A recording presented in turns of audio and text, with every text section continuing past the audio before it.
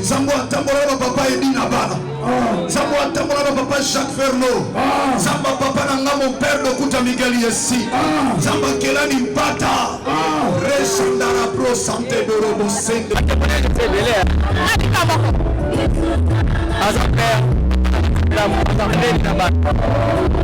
Papa li abana ino nenga ninga ngate ngate ngate.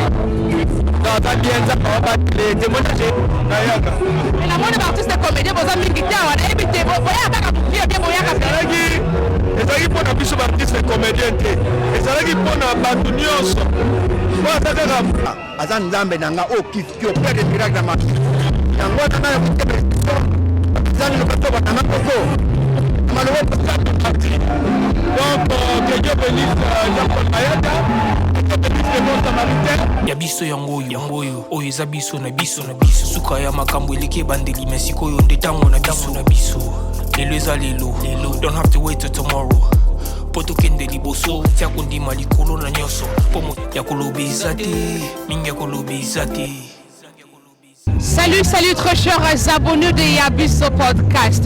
C'est bien votre humble présentatrice Cynthia Touizana, autrement appelée Rose la Fleur, la femme de caractère agréable. C'est sûr que vous allez voir tout le coup à votre nasimana, vous allez déjà. Alors vous avez commis tout au juste. Humble servante Yabiso Rose la Fleur. Aïe, les bisous souni. Et l'autre, vous avez bon na terrain à Boudana, entre les bossés à quartier 1, la presse à boulevard Oluemba. Et pas eu événement mon nez au Salama. Aux autres, la bongo, les 8e édition à cause de la foi. Natine a continué, mais 8e édition de Yango.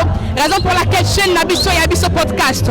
Et qui dit sur le terrain, Yabiso abonné Nabiso sur podcast que chaîne Nabiso éthique à la Kassimate. Pour attaquer le côté, événement Nyon se colléca, Yabiso Podcast et Zouakango. Alors, donc, continuez qu'on a la brancher, Pambate, Makamba bien, et ça, le découvrir. Artiste on a vu ainsi que l'artiste Nyon Soto CP la je suis sûr et certaine que on s'est présenté dans mon loulou Oyo et pasteur de la foi à cause de la foi 8e édition.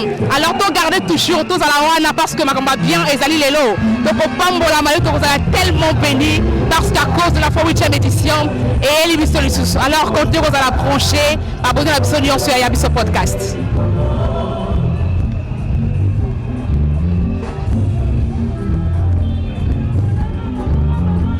Très chers abonnés de Yabiso Podcast. Si vous avez vu que vous avez les bandes, si vous avez vraiment la kati, ya terrain Bouddha bisika wapi activités zoleka. Na sur oyo kakuna mindule ndenge zo beta donc ba ministère ba ko adorer nzambe parce que tu es apona ko adorer. Alors na moi qui resta mukie na kutani na ba frère vraiment ya église, ya pasteur de la foi. Donc c'est certain que bango de ba ko pesa biso makambo pour na activité. Bonsoir papa.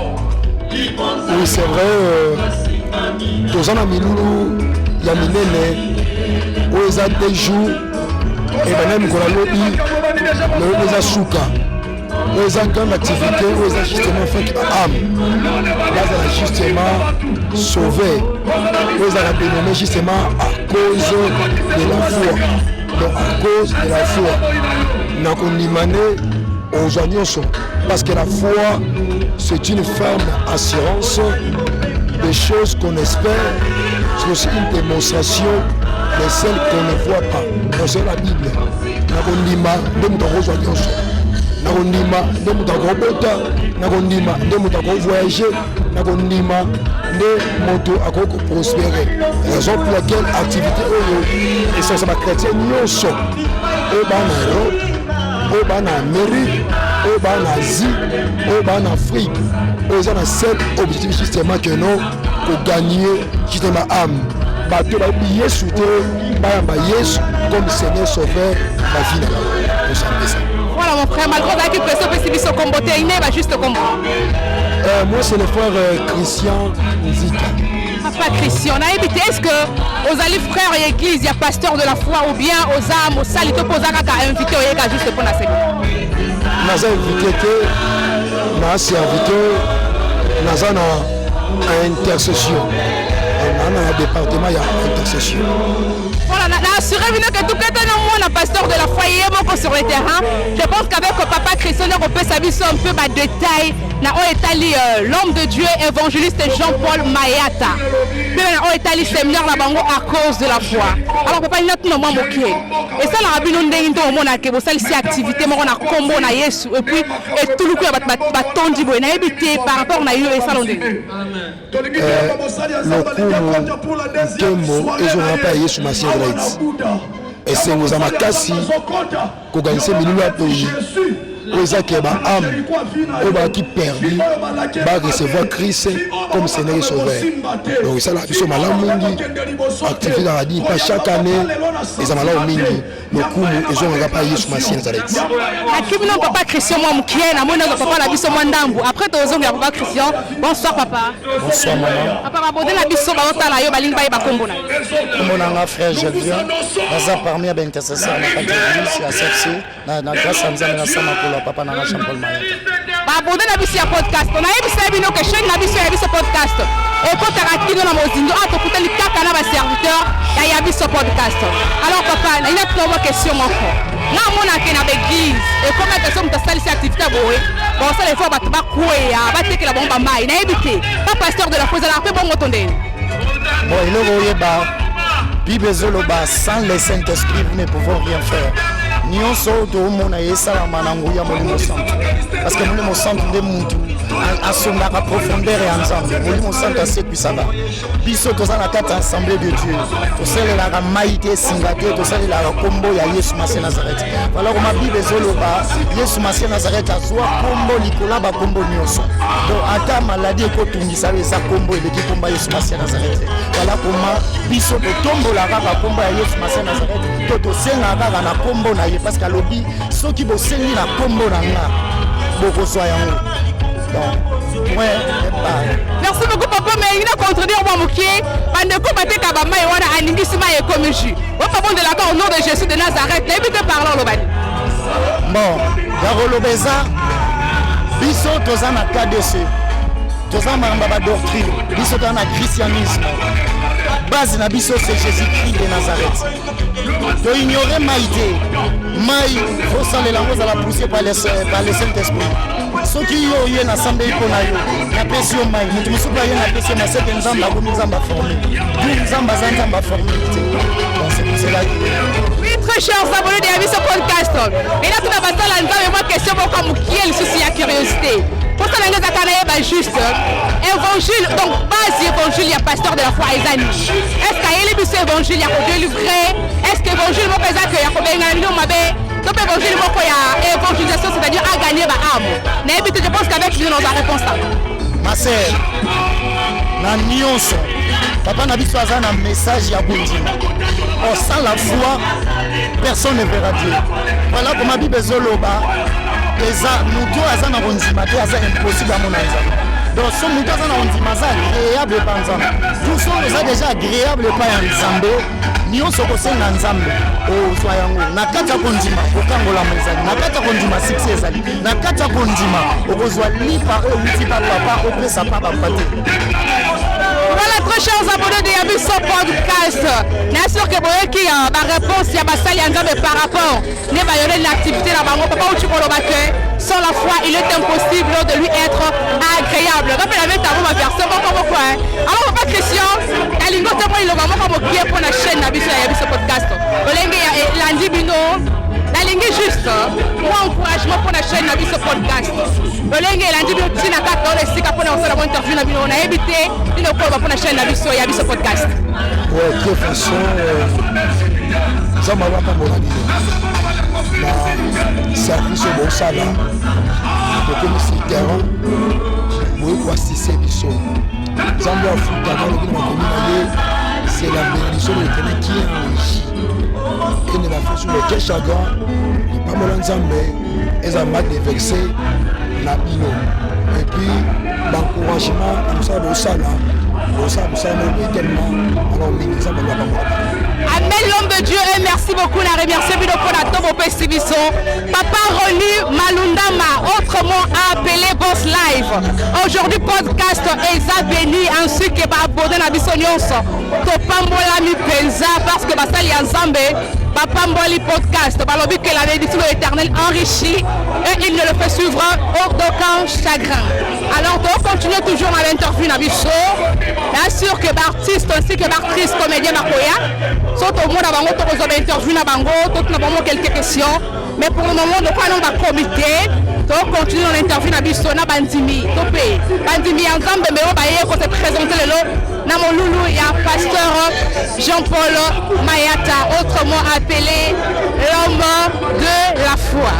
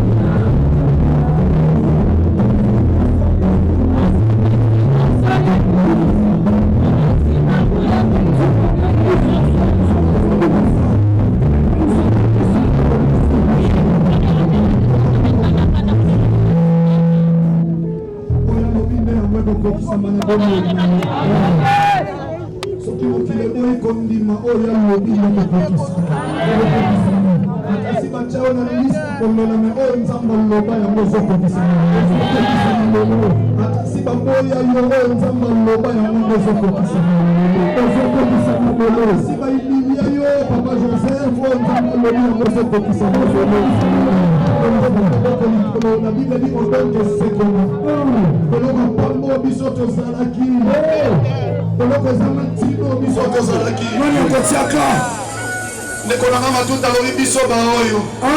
Soki tozaki na nzamba solo te. Soki ete na bitumbo tokuta dinango. Beto suka wapi. Na ba publication oyo basala na tina na biso. Beto sambo ndenge nini. Na ba bitumbo elekela bombo ina biso. Merci tozwe sika na cimetière. À cause ya bolingo Yesu Masiya ya Nazareth. Soki bakondima yete kondima no ezondimisa bango. Soki bakondima misala Christ ete yaya bakondima katikati yaya bakomona yo ndenga otambulaka na yo. Tomba loboko likolo donne que ce qu'on a soza distrait à Lyon. Je déclare dès le début. Oh Yesu na tomba Lazare alela pasité. Alela kokabwana te. Alela incrédulité à Marie na Marthe. Tomba lobaki ôter la pierre. Libanga c'est l'incrédulité.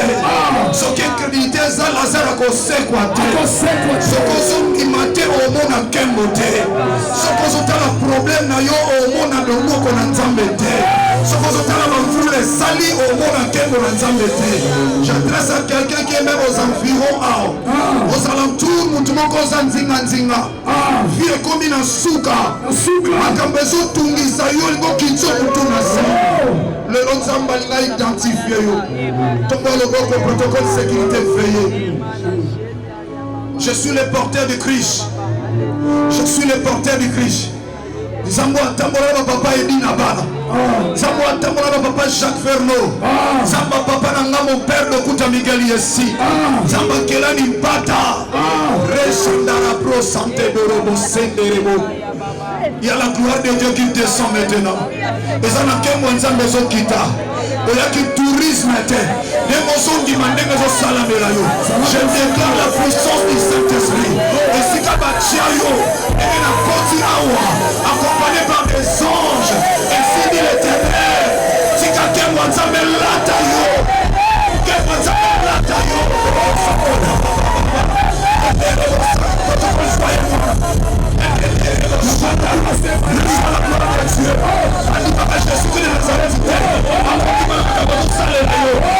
Reçois la gloire de Dieu. Reçois la gloire de Dieu. C'est péché. Je te le donne. Au nom de Jésus-Christ de Nazareth, lève à toi et marche. Par la puissance du Saint-Esprit. Par la puissance du Saint-Esprit. Zamba Mayaka Sana Pomo. Zamba Skelta Sana Pomo. Zamba Nantimela Sana Pomo. Soki Yabama Salakate. Yesu Masia Nazareth Nzambe na biso azosala. Je libère l'onction pour des jeunes serviteurs. L'Éternel cherche des bons serviteurs. L'Éternel cherche des vrais serviteurs, des vrais disciples. On va prononcer la bonne nouvelle. Nikamwe nyokola yo, arefisa yo. Sabu apesa na visa. Na nyoko makate. Apesa yo visa siko. Est-ce qu'on s'est transformé en ambassade sérieux? Est-ce qu'on s'est transformé en piscine en déteste dans ce lieu? Je déclare à quelqu'un qui est venu malade. Je déclare à quelqu'un qui a des problèmes. Je lève ma main droite. À Tosa Libanda. Olomoli Libanda incrédulité. Ozondi Makenzamba qu'on touché en ce moment. Anaki Lutomboli Loboko. Kembo Nzambezo Simayo. Zambazo libéré yo. Zambazo libéré yo. Libéré yo. Soso kota na Jericho. Akutani na bata. Akutani na sachet. Sachet soit qu'il obiko. Aujourd'hui le salut est entré dans ta maison. Aujourd'hui le salut est entré dans ta vie. Zamba fait ça un visa. On fait sa visa siko. Zamba na forçate. Utasala nga démarche te. Na konta na ambassade na pango la mana ba visa. Au Seigneur. Emo la pesi au delà. Elimo salame la mutu moko. Vie chrétienne na aussi marate. Zamba nga tomo la vie chrétienne na yo. Osamu ka utunisa mana malade. Osala ba problème. Yaya ministère qui est dans le sauter, crois seulement. Yaya makamuna formé aussi maté. Crois seulement. Je lève ma main. On donne que c'est qu'on a. C'est que j'ai. C'est que j'ai. C'est que j'ai. Reste à ta réponse. C'est que j'ai. Yaba concentré sur toi. Yaba sacré, yaba. C'est que j'ai. Je libère cela. Laisse-moi les fixer. Laisse-moi l'action. Laisse-moi yaba. Laisse-moi la gloire. Laisse-moi la gloire. Protocole sécurité. Quel WhatsApp de son quitte. Il y a la voix de Dieu qui descend. J'ai pris un Dieu vivant et véritable. Qui s'appelle Jésus-Christ de Nazareth. Ceux qui va son nimaye te haïti. Kon nimanange kon nimisa bango. J'ai pris Jésus-Christ de Nazareth. Si tu crois Jésus de Nazareth, c'est alors que tu verras sa gloire. Si tu ne crois pas, ce soir, au bon la gloire n'a été. Je libère la gloire de Dieu. Et pas il va boya au bal lukayo. Et si quand il refuse au bal lukayo. Tombola le bon comme au bal s'il vous plaît. Tombola le bon comme au bal. Et là on a un moyen ça va bénéficier dans les bandeli a. Maya miso zo tangate na tomba Lazare. Pour Lazare à quel nom? Christ a dit je suis la résurrection et la vie. Tombola kalogo. Si na katsa full protocole sécurité veillé. Oya ozonga ndeko ya kité. Oya koluka nzamba changer va donner. Oui ça me dit je dois la référence na yo. Na lino suki ça on a première partie. Mosali na nzamba ko sa 17. Koloba te mwana ona bandika lelo. Tala pena mwa ministère ngoso kele ndenge nini. Yesu Masia kufa na 33 ans. Asala makamkoleka ba sacrificateur. Koleka ba principaux sacrificateur. Koleka ba scribe. Ba nimere ki ko ba Joseph d'Arimathée. Amona ke mwa nzambe. Boya et ma souffrance. Tombola logo bien aimé. Ça la prose. Tombola logo.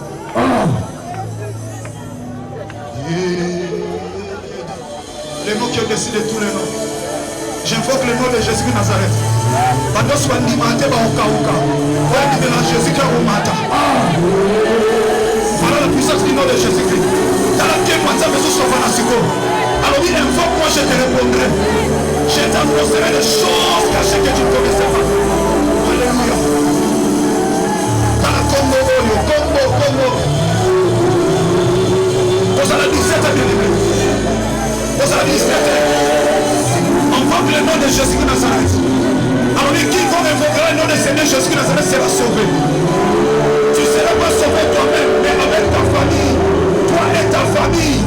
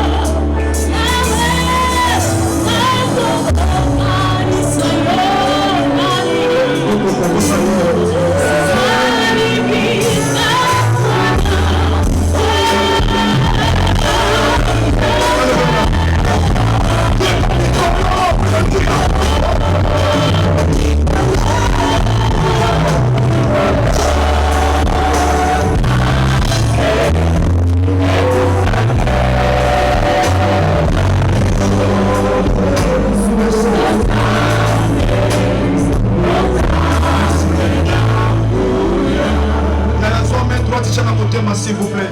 Banda koyebisa nzambe Seigneur. Ngande na tatola na 8e édition oyo. Loba na nzambe ngande na tatola na 8e édition. Loba na nzambe zala yo banda ko déclarer au nom de Jésus de Nazareth. Alléluia. Sambela bien-aimé, sambela, samba localisé identifié.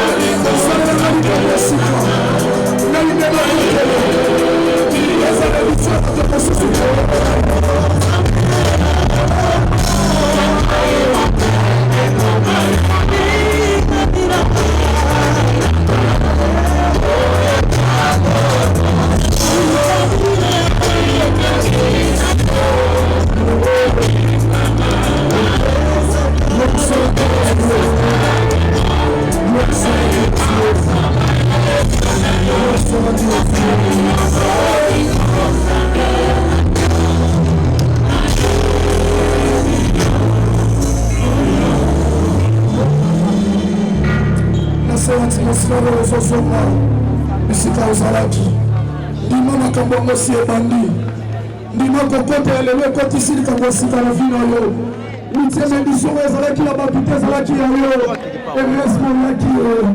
eresma oyaki soki oyaka te nde orepete lisolo wana lisusu soki oyaka te nde okufeli lisusu mwana soki oyaka te nde okufeli lisusu mobali soki oyaka te nde balingi bapimelo lisusu visa tosouhaite boyei malamu na basali ya nzambe mpe na groupe théâtral le bon samaritain gasas elongo ya 3 minutes ya 2 minutes papa yambi biso nontio biso mpe yambe na blanche eza bongo te jaka kopambola biso na moni ya kotelema s'il vous plaît pepa bisika ozali otelemi opepu tozosouhaite boyei malamu na basali ya nzambe gloire soit rendue à Dieu c'est parti avec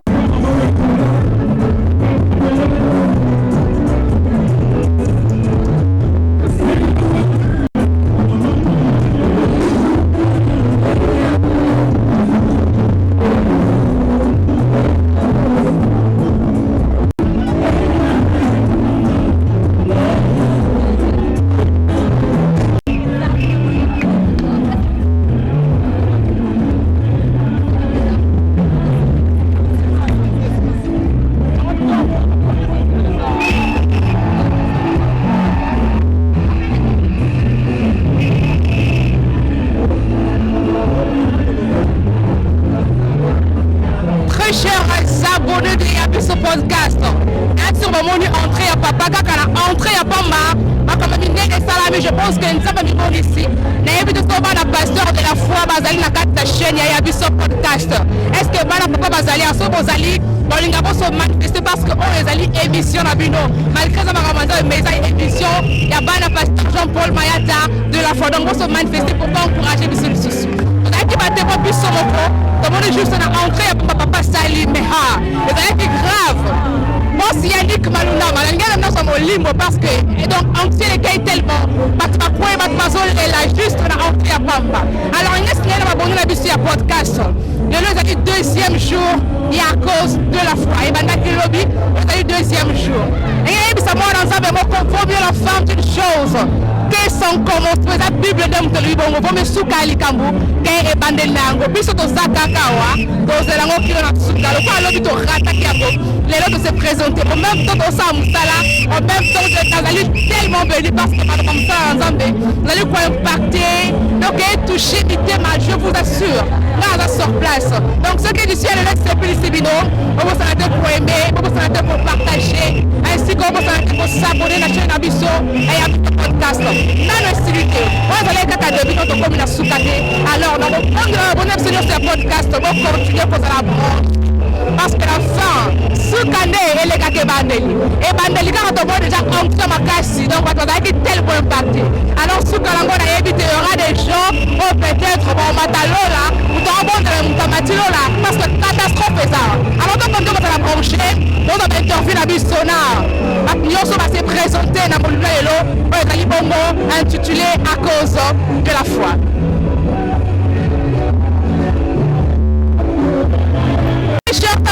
Podcast.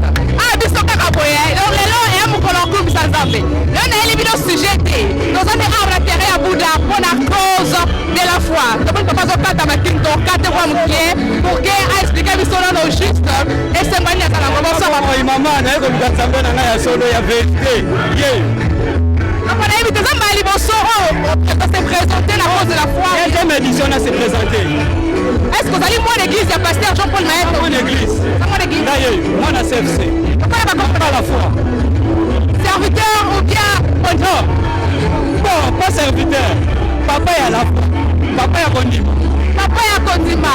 Alors on a évité ça fait déjà combien les ans dans l'église de pasteur Jean-Paul Maître? Oh, deuxième année. Deuxième année. 7e édition, 8e édition. Ça fait déjà 2 ans. National Mobile à Boé, on a battu mon âge belé. Tala bola mo nzambe mama na la ki boyete. Attends. Tala ndenge na ko. Tala yo moko. Ona de ta ba ko bi se pas ba ki boyete. Mais lingira ye ba papa ba ki ndenge di boko mabo. Bon na zara ki agité. Na la ki na muso ba dunagi motoke. Na uti Brazzaville na la ki motoke ah. Zamba makasa munene. Tala mutu yo moko tala. Comment kotanga? Après peut être pas en tout cas avec les secondes les interviews là yo. Continuez ma qui na nga pena continuer musala. Voilà. En tout cas bien pas le bika qui pour aider. Dans la dernière biblio lo bakebola mu na Nzambe na le commune Sukate. Le lenge papa lo bikebola mu na Nzambe le kebele na fina ye. Alors donc continuez quand la interview na biso to moni papa. Bonsoir papa. Voilà.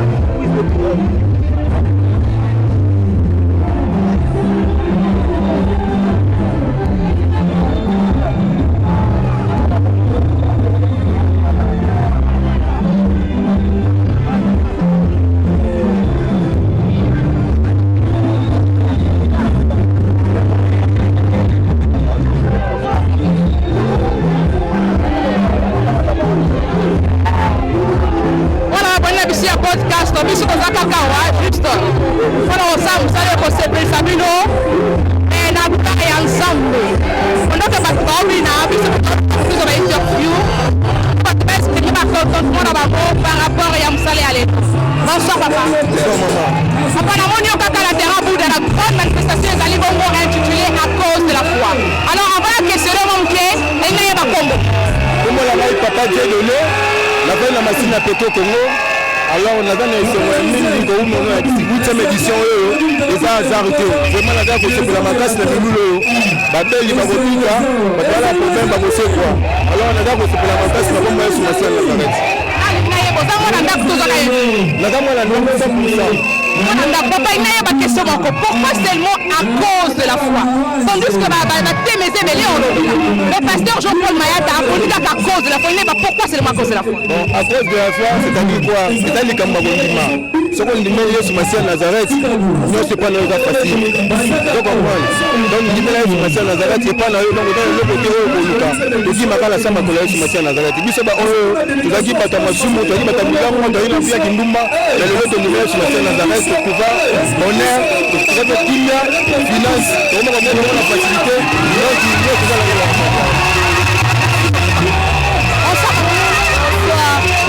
Vous allez tellement joyeux. Alors, quand on a ça est-ce que vous allez voir l'église de la foi ou bien vous avez naza mwana église de la foi banda église banda tilelo. Très chers abonnés de Yabiso Podcast, tozwi mwana église de la foi ya tongo banda église banda tilelo. Na sur après la foi vanda, on va tomber na biso pour la moni a vraiment ba témoignage ezali ebele makasi. Na ebité, est-ce que bando banda église tilelo à cause de la foi et banda édition liboso tina 8e édition. Na sur ozanga témoignage té hein. Alors, puis ça, c'est moi témoignage comme pied. La tue dans l'action à cause de la foi. Témoignage ébélé pour la finaka. La moi si peut-être il y a pas de sentiment mokili. Mais le long la numéro ensemble la télé à cause de la foi. Ça va pas l'isanga. Après c'est la mienne ébélé. Na chanta na makambo ébélé. Donc ça passe ça la péda pour la main. Ah, ça fait maman l'aura chou aïe à moi on va à moment na moi ya si parce que awa eza kondima. Toza pasa kondima, toza na papa kondima. Faut kondima, ça peut limiter. O cheka maïoki kana ona nzambe nzamba osalela. Maman a évité. Est-ce qu'il arrive à déjà pasteur de la foi dans sa simolulu boé?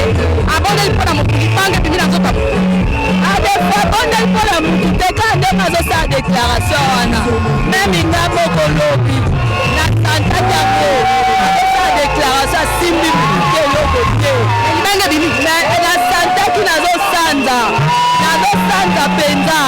Na square nazo sanda. Ngai moko lobi naza témoin. Muto amwe anga moko ya vina anga moko. Nga moko na mona ja ko ka to le pasi na ko ko sola tie mais lelo voix ebimi fra lobi ebima inga te lelo voix ebimi nazo loba nazo beta pe boko na todo naza kinya. C'est dès que le début maman lobi kaka la entre donc la lobi kaka to mayaki amona ke maintenant on va faire ce changement par rapport à Kayaki Nango. Alors on de Korotika là s'approcher le bon pour la Zambéza, maman le rachou. Maman le dit venez on a cause de la photo de l'église. Évangéliste Jean-Paul Mayata au Congo pour la Zambé. Nenga Maucholoba. Je pense que là maman Tosukiawa. So on continue l'interview na biso. Bonsoir maman la biso. Bonsoir. Comment on a maman? Nana. Maman Lingi hôtel c'est vraiment qui est là Italie à cause de la foi. À cause de la foi, donc ça va ser à cause de la foi. Donc on a ça qui a coupé là, on a le temps on a eu caca, la kitsa donc ça va passer de son baroko. Donc on a ça avec ça s'arrête, et on coupe ça cause de la foi. Voilà, venez nombreux, à cause de la foi, parce que à cause de la foi.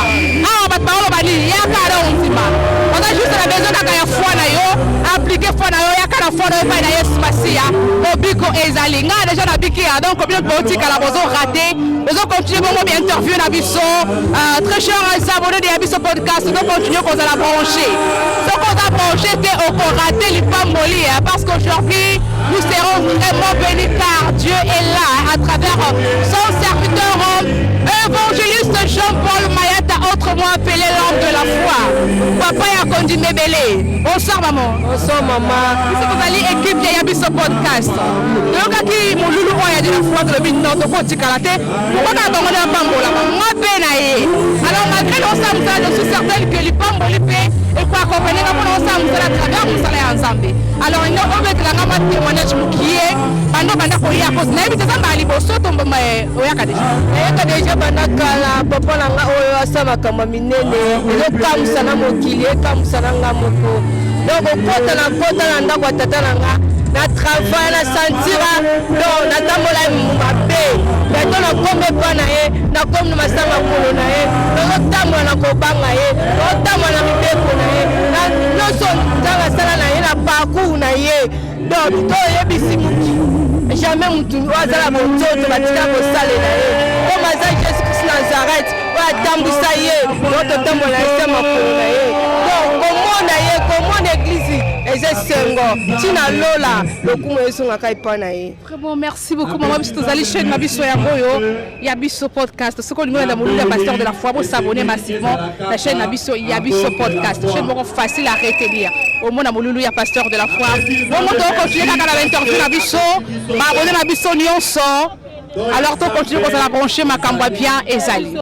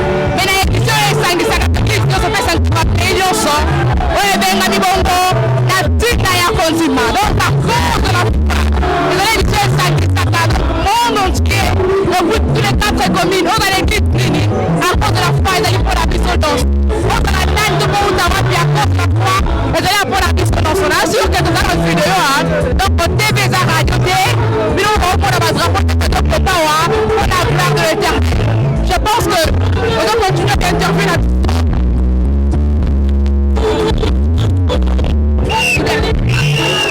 Je pense que on doit continuer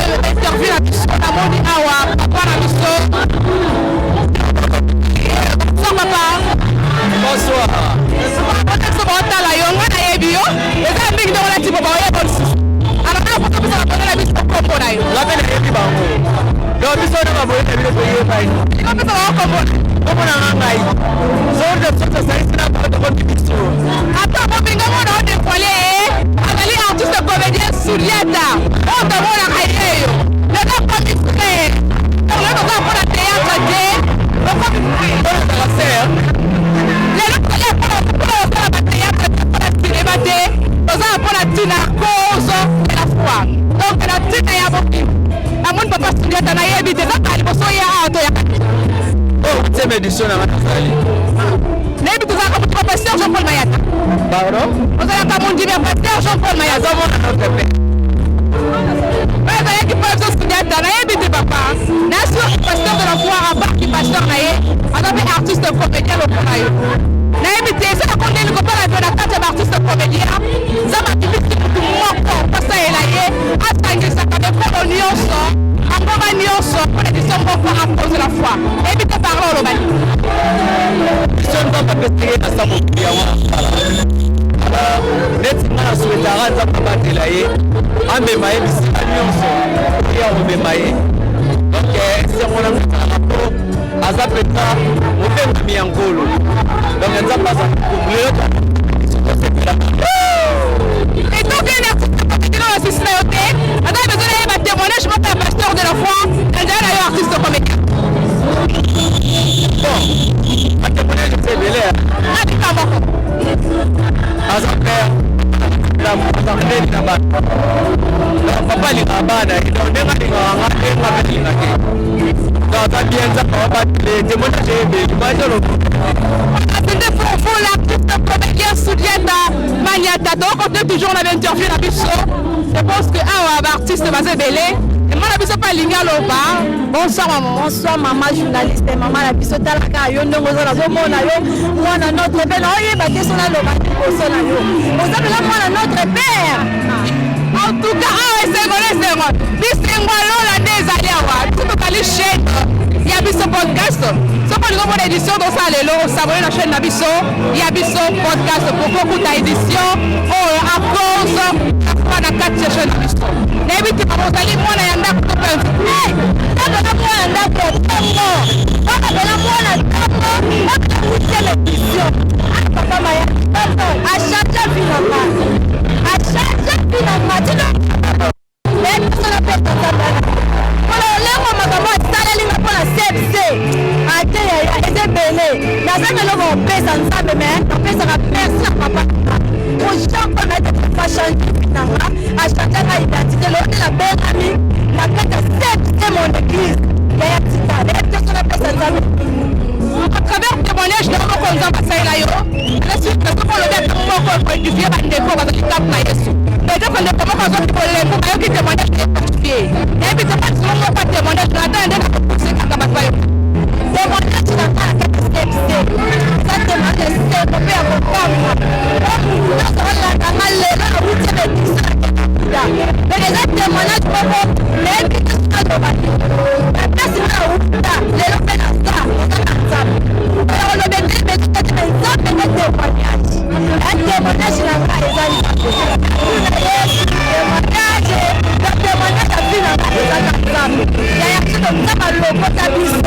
dans la famille dans un actif dans un madame dans biso ntango ngana kimela à travers du monde libota na mebiki sami na mopé na takolama na ba faire na osala commerce na mbongo na kanazaka pena moko na kobe de solo de descendre de témoignage avec la maille kama papa mayata de la foi de la pesa papa de mon na sabo atamba mayata c'est ça le visite singate maite mukwate mais Jésus Christ de Nazareth Jésus Christ de Nazareth asala la vérité de la vie nanga apambola kama kopambola sola za lelo ya yenda kalufu koma mwanda tote la basika la ndera kata pora pacha papa mani pacho bangu kotambola nango koma kama parce que les autres les kangai mama par exemple so ba lukanzele zo kama ngala otaka afi sponzamba bani na bani na tamba boye na bola mosala na nzela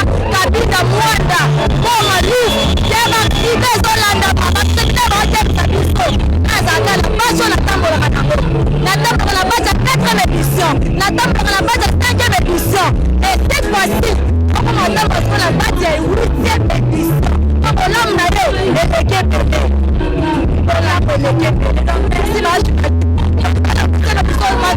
eza lelo eba nzambe afisite parcours ya papa afisite bebiso ne administration oto olinga sutula ye ebele oto kumisana ye kubatenalesaakomate mama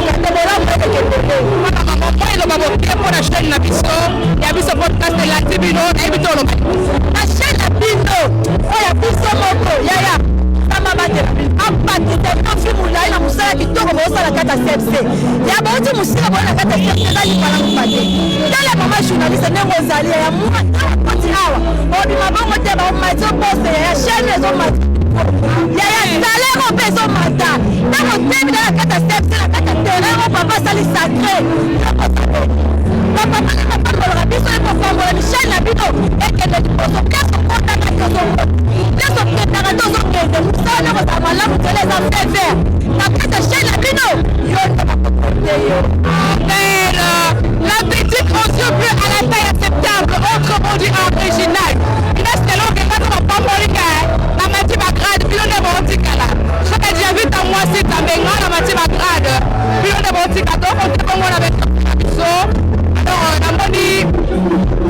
Artiste comédien par rapport à Yabilino, on a évité ceux qui m'ont fait la bisonne.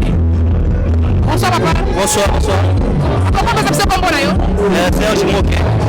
Papa, vous allez moi dans le pasteur Jean-Paul Mayata ou bien on t'a invité. Déjà ça moi serviteur ou bien mon demi-simple. Mon demi-simple. On a évité ma édition à cause de la propagande. Vous allez pas aller autre part. Non. Chaque édition, ça va ça alors on a évité de prendre pour la vidéo, ça a évité de prendre. On a témoin, on a vu vidéo de ma campagne des radios par rapport à ma qualification, on a pas de éviter ma contact moi les années. Non, il va y avoir ensemble. On basta na boya kwa pamoja. Kwa oza na ensemble on acha kubosa pamoja. Dans le coup les autres on a pas donc ensemble on a merci. Papa ma question pas distinguer non on a des bêtises sur ce bâton du boé. On note que la bombe maille, tout bombe maté. Est-ce que pasteur Jean-Paul Maille a fait pas maille la bédition? Moi il y a un bishima. Ah ça va ensemble donc nzambe ya maite nzambe ya singate nzambe peso ya kinke nzambe pur liloba nzambe sili azana singate ba pasteur la terre na pochette yeli liloba nga pesaka yo makaka oya lobi nzambe osaila bilo banzoto te ah ebyo ko ni mama mabanga bangolo babanyoka pese te ya nzambe ngala za tina suka donc ngala za lolinga na vivre kango liloba so apesi liloba yo ndimi yesu akokisi donc aya taka nako liloba kaka na bible na maloba na ye ça va pesa kama choix apesa kama choix ya koloba isili. Voilà, très chers abonnés. Awa kaka liloba ya kaka na kondima na yo bate yo parole de bongo okobika.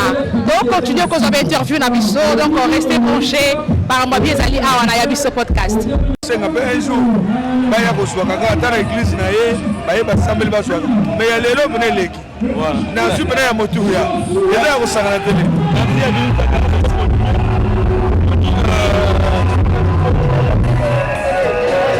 Alors, artiste, on a besoin de questions pour vous poser. On a évité ça par la cause de la foi ou bien on y a pas des gens. Oui, ça oui, c'est médicien, mais il y a déjà médicien.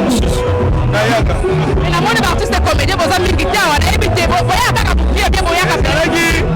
ezalaki mpona biso baartiste comédien te ezalaki mpona bato nyonso po aza kaka ayebi ke non makambo te ya nzambe kopesama okozwa lipamboli yaka eza mpona biso kaka te tala biso okazio na nga na ye oyo mpasili okazio tofani na ndako ala te moteka na ye azali awa par exemple masasa azali awa lula azali awa oyo peut-être mosusu mpe tomona nde bakozalazala bafani nde bango quelque part mais yanga mpena tuka nazwi yanga motuya nazwi lipambola ya makasi. Oui, mon artiste, n'a sûr qu'on va dans la pasteur Jean-Paul Mayata. N'évitez moi témoignage qui est coupé ça les amis. L'homme de Dieu a fait. Donc on a un micro.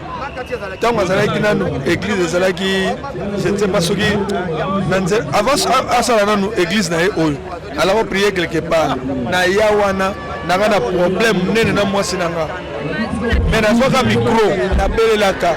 Et puis, notre pasteur Jean-Paul Mayata, il a moi et puis, donc, l'homme de Dieu, il a sauvé la foi. Il a sauvé la matière. Il y a des gens qui ont dit non, pasteur de la foi, c'est plus moto. Oh, ça dans l'église de la Macas. Ça dans l'église de la Macas. Non, ça dans l'église de la Macas, c'était assez ma moto pour l'année. Bon, ça m'a fait ça rater. Jamais. Nous sommes dans le cas d'un bon, on va te avec le Simakis. Non. Soit méga au Simakis. On finit ma caisse. D'autant que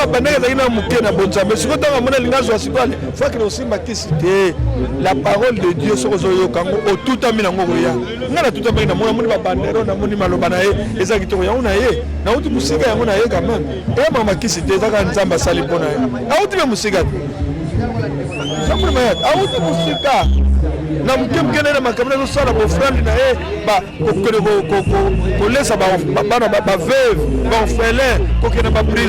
que na bopi tout le monde va saler de moi hein ça va ça la pour la asali pour parce que nous avons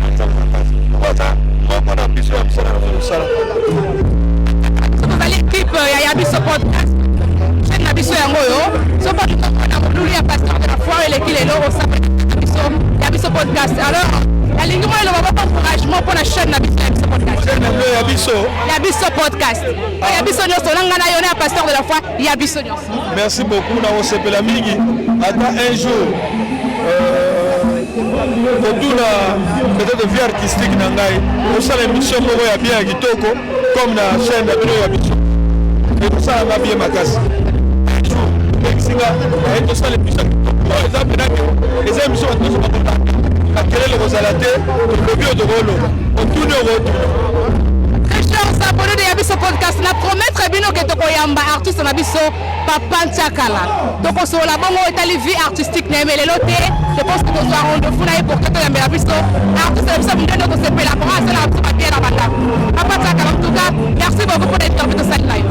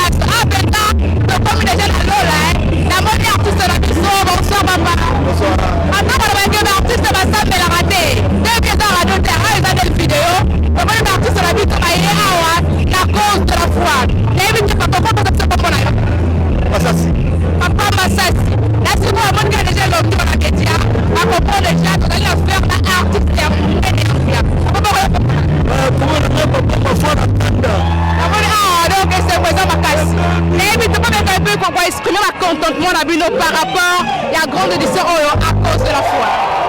Je suis dans la joie, comme on a que moto a une place à Yekamilaka. Moto a une place à Yekami, moto a une parapluie na béton na mutunyo soyebi.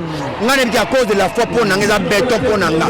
Et ça place on a Yekameli place on a dit que Jésus Christ de Nazareth a Zanzambe nanga. nzambe ya mayata aza nzambe nanga o qui opère des miracles dans ma vie yango nanga ya kutebeso zani lokato bananga koko malobo passer la terre qui est matière ya réflexion on doit yeba pas nzambe wana elo ba passer ba commerçant ba passer ba télé qui passe ba ndako ba passer papa et matière de problème la terre est matière au sécurité la matière on a ya donc la wapi la matière solo lelo et pendant les autres à partir de la date de l'organisation de non la monnaie pour tout et matière le bon azangi so bananga moko na yé kamina Jésus Nazareth et na tata na la katanga na rosa mate wana kwa songa sasa na yeye totali mondimi église oyo bien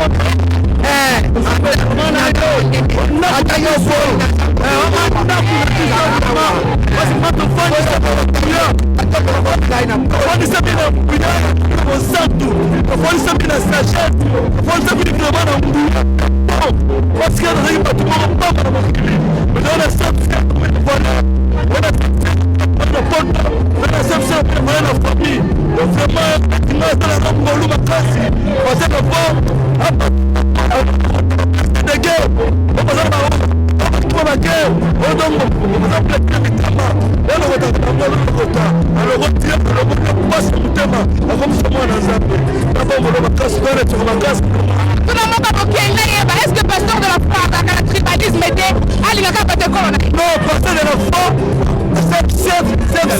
cette nation l'église ya monde mobimba kama solo bakali ya tribalisme awa okuta baluka basa bakanga tere okuta bayaka basa bakanga tere babongo batonda wabafilipe babongo na bafaile awa nzambe ya bakini basa awa akaputoyo bake kama pambola ya masema c'est l'artiste compliqué ozamba pia tomboli na kata théâtre balibatuka na maeke balibatuka nzambe théâtre ya tomboli lelo au cartonné na 4 points ya EBT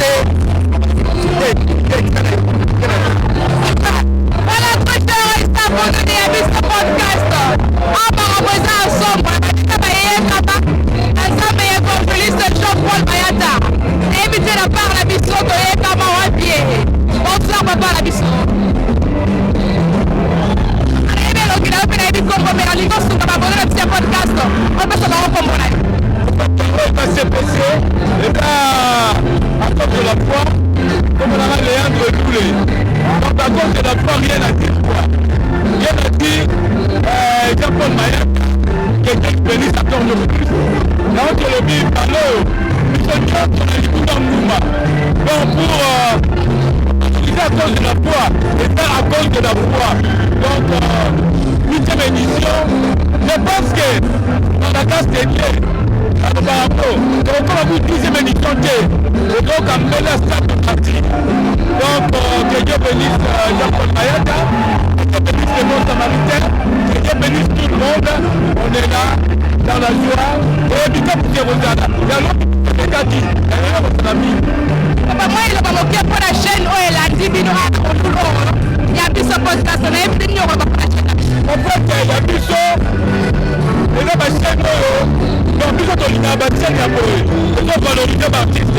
Comme Mayata, c'est un évangéliste, trop naïe, racine naïe, et ça pour l'évangéliser, dans les théâtres.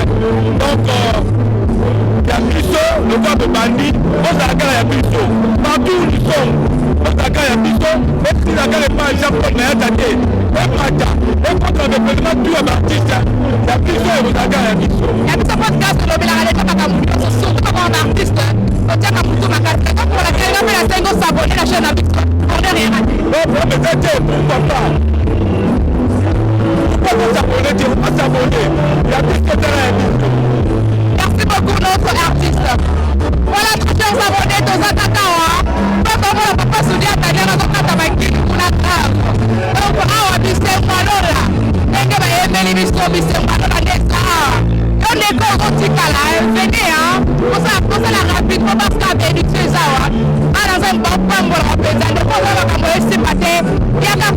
Nzambe awa l'église ya pasteur Jean-Paul Mayaka. Bonsoir papa. Bonsoir maman.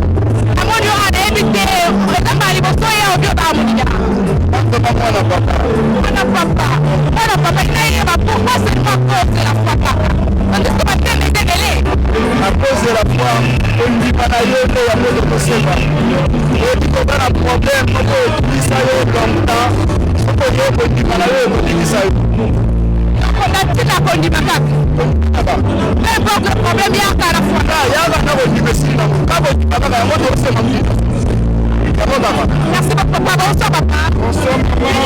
Exprimer ma contentement par rapport à mon loulou pour la cause de la foi. Seigneur, comme merci. Avec une maman témoignage, je pense que la foi, c'est une maman l'accident. Tout à fait. Alors moi, je la venue pour à tout le temps, on a fait le monde. À tout le temps, à la côté. Maintenant, on fait le dans le système, à la guerre. À la connu, à la connu.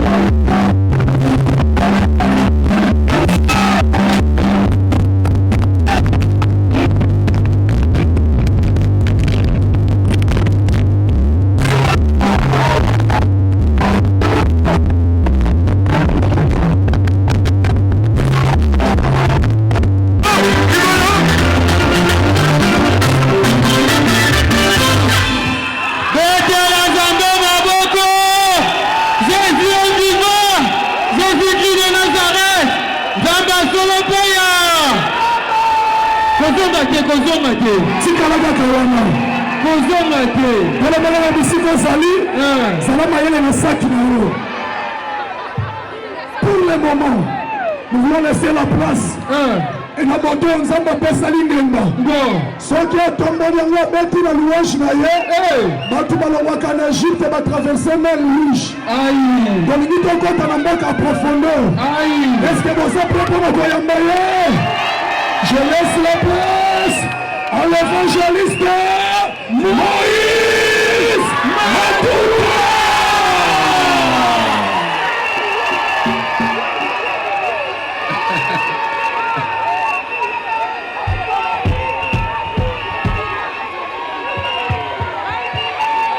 Pesa mololo na maboko ya bien à Jésus.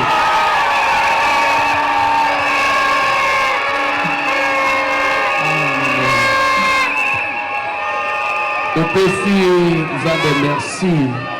Opesi Nzambe merci pour la réussite, pour l'occasion pour Nzambe apesi biso. Pour tout la réussite. Amen. Et puis opesi merci na mpangi merci. Pour pas que ça la garde pour pas que Nzambe. Tant que tu es dans la Nzambe za constellation pour la médecine. Alléluia. Na yoka conseil na yo na yoka tori na yo chaque clip ça mpangi ko beba te. Alléluia. Amen. Je salue avec tout le respect tous les hommes de Dieu qui ont fait les déplacements. Merci Daddy, Isabella, merci votre présence. Merci Ngouta, merci de tout cœur pour mon ami.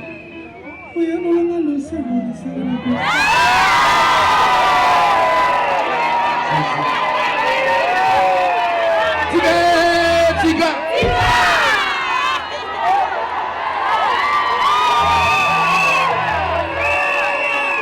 Na moto banda na tika parce que tika yangonde do ba tsamu na tika nde est-ce que ça provoque na pona Jésus? Est-ce que ça provoque na pona Jésus? Tome kama mketika comme ça ndeko ayebite olakisa embala moko yango tobina motina décembre tina ba fête tozala na yango. Est-ce que ça prêt? Est-ce que ça prêt? Est-ce que vous êtes prêt?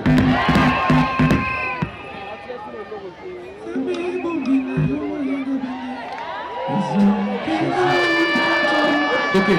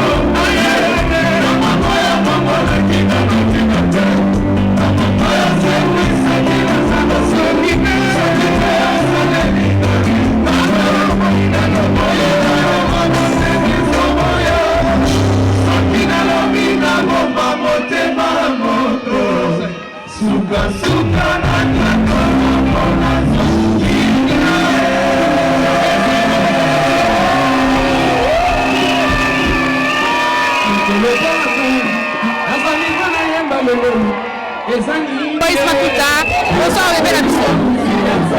Bonsoir, bonsoir. Na boni biloko na bapolo na yebi te bozali bana ya pasteur Jean-Paul Mayata.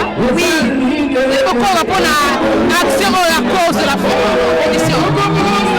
Huitième édition. Nous prenons pour la grâce à ça. Pour la grâce à ça.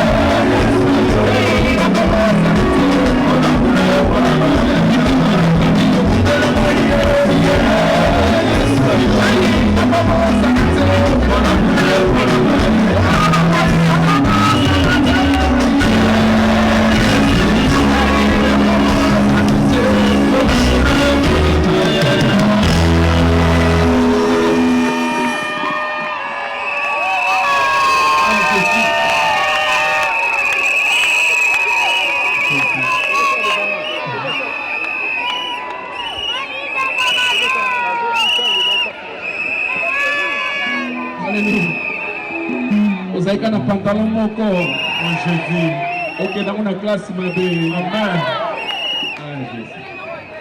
liputa kaka moko wana sukulu otangi na sika nzambe ngoyi nzambe amawalobi ekotikala bongo te epesa moninga nzambe akomenanga esika ote po atikanga awa il faut que ça soit échangé na pokwa lelo makambo ezosimba te ozete onekoseka na ngai ya sika na motu nzete ya bakakatanise yo lieti yo mosoki alingaka basoki pesa ye maboko na milolo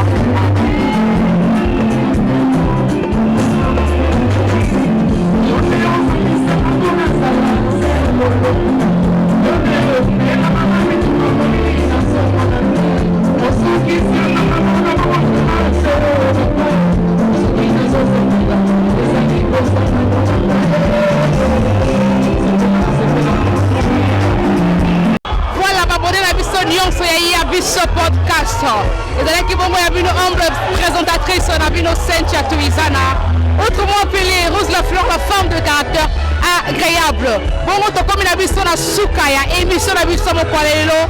Alors, on a yebisa abonné la biso nyonso ke to bon na kate ko s'abonner la chaîne na biso.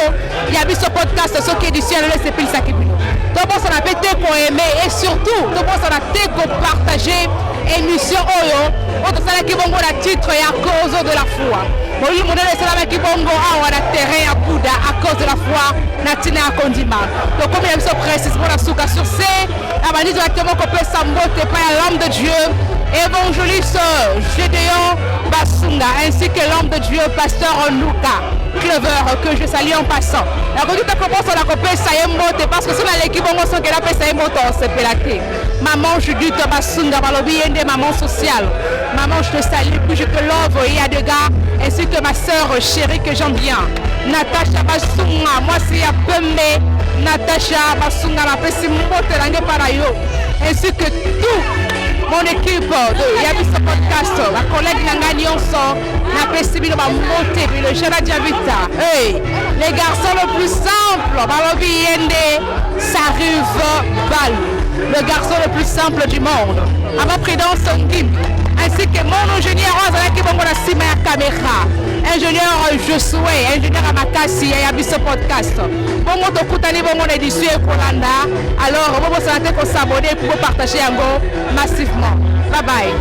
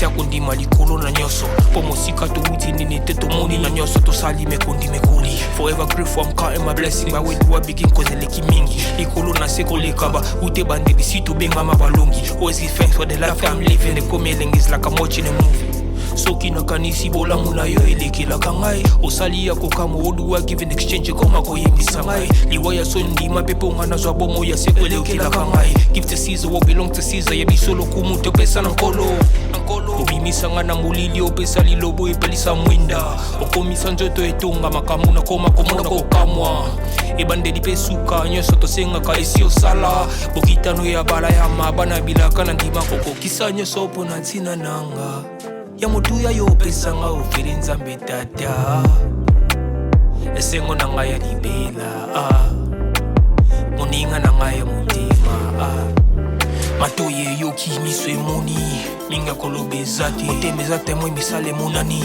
minga kolobeza te touti mosika esansal tokomi minga kolobeza te ya kolobeza te minga kolobeza te matoye yoki miso emoni minga kolobeza te motema eza temoi misala emonani minga kolobeza te touti mosika esansal tokomi minga kolobeza te ya kolobeza te minga kolobeza te